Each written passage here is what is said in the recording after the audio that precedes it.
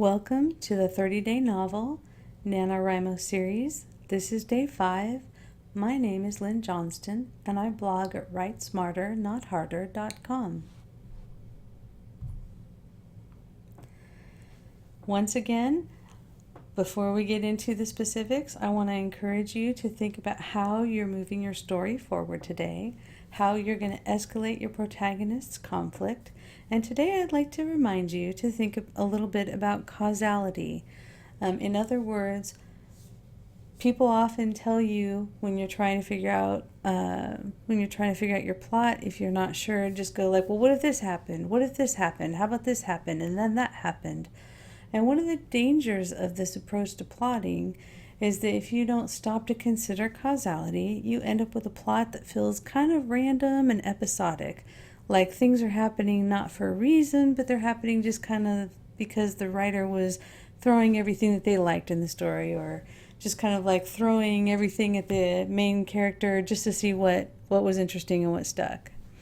But really, stories are about meaning, communicating meaning, depicting life in a more meaningful way.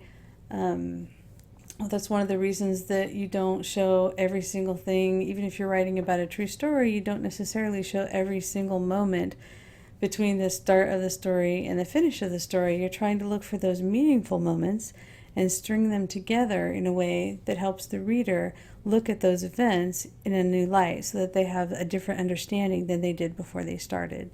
So the way that you fix this episodic problem is that every time you say, well, what if this happened? You say, then this happened because, and you need to find a good reason for it to have happened. And the way that you make sure it's a good reason is you look at previous events and say, okay, how could these previous events have caused this?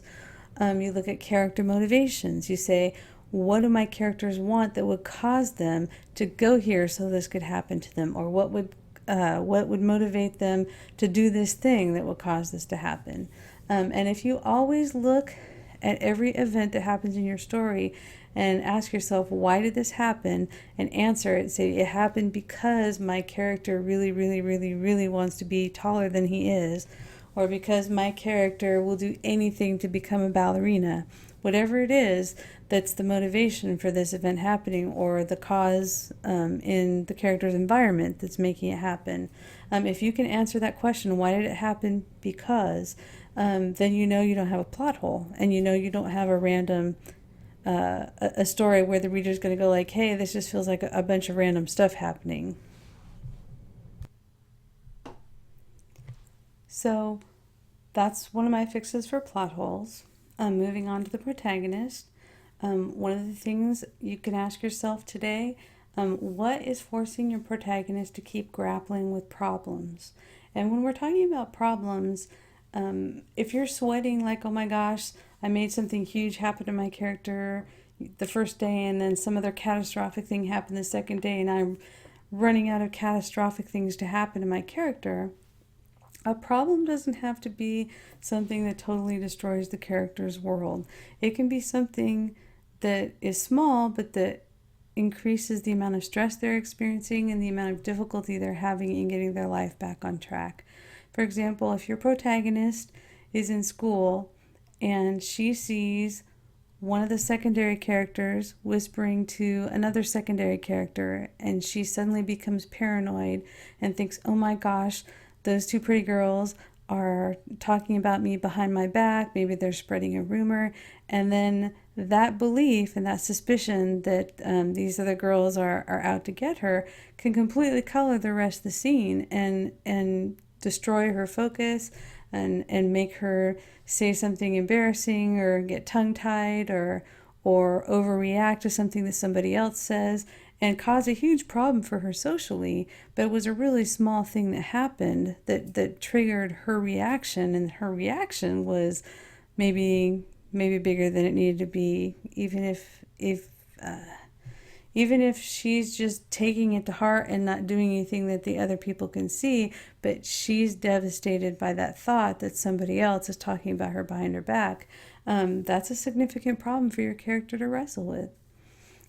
Also, you can ask yourself, what does my protagonist wish wasn't true?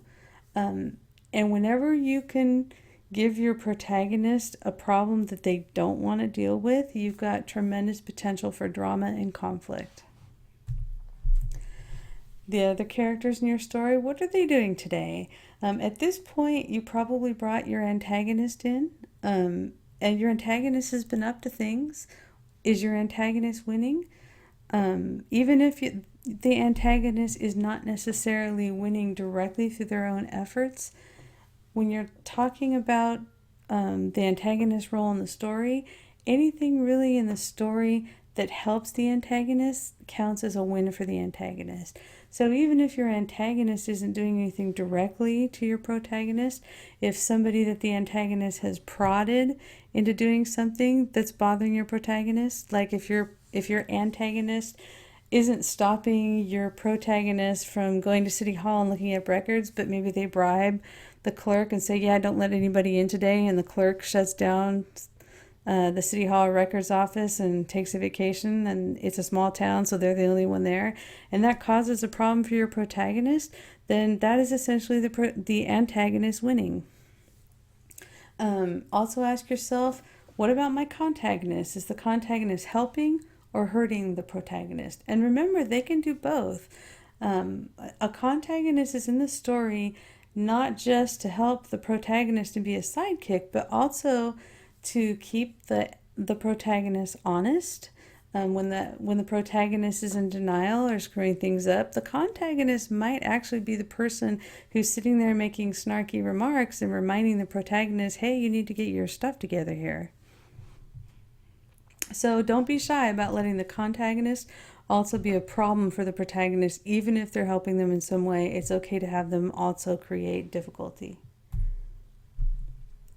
In terms of the conflict of your story, what's happening to further draw the protagonist into the main conflict?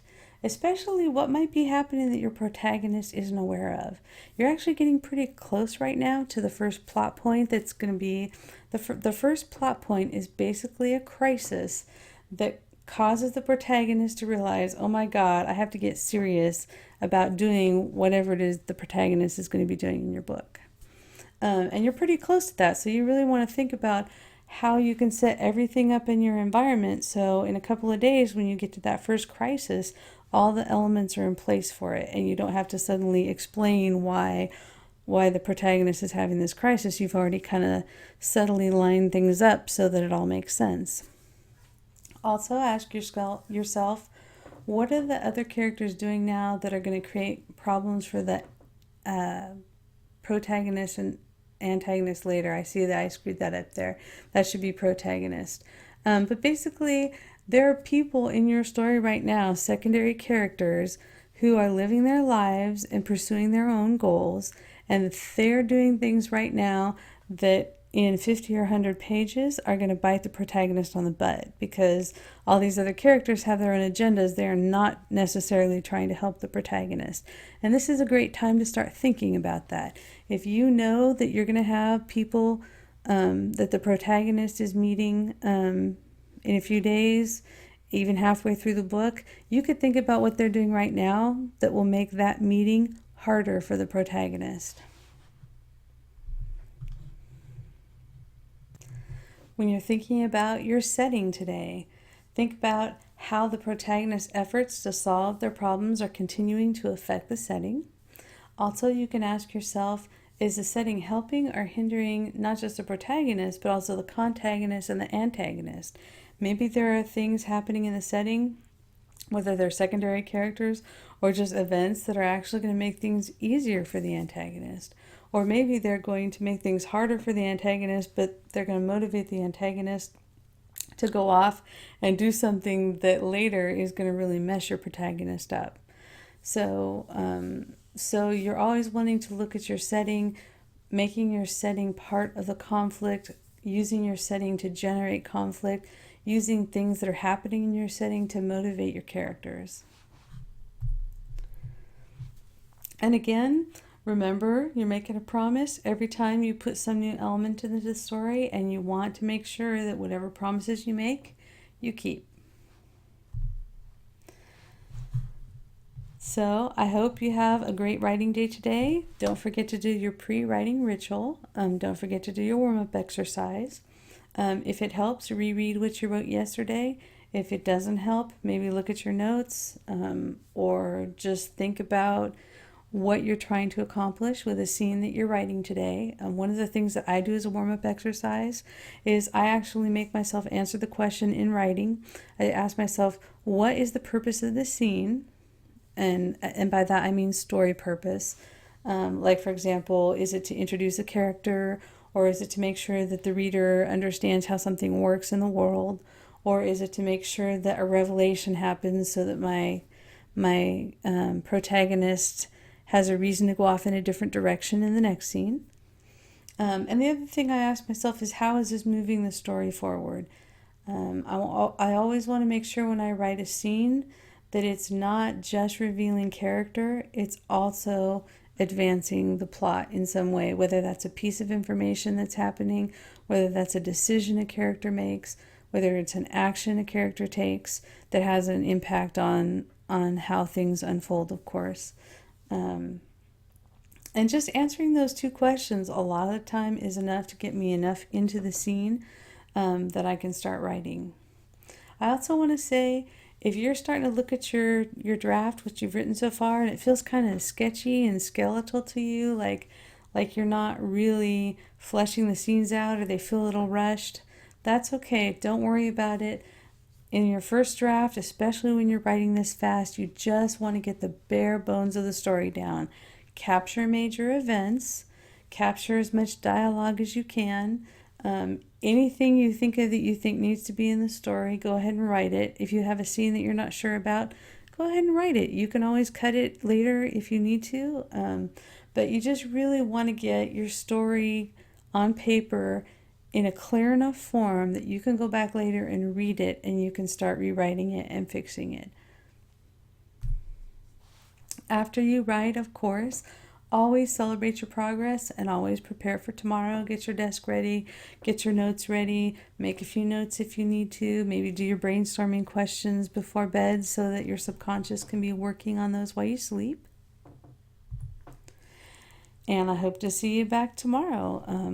I'll be doing another video for day 6, and we're getting real close to that first plot point, which is like a really exciting part of the story. So I'm looking forward to seeing you then.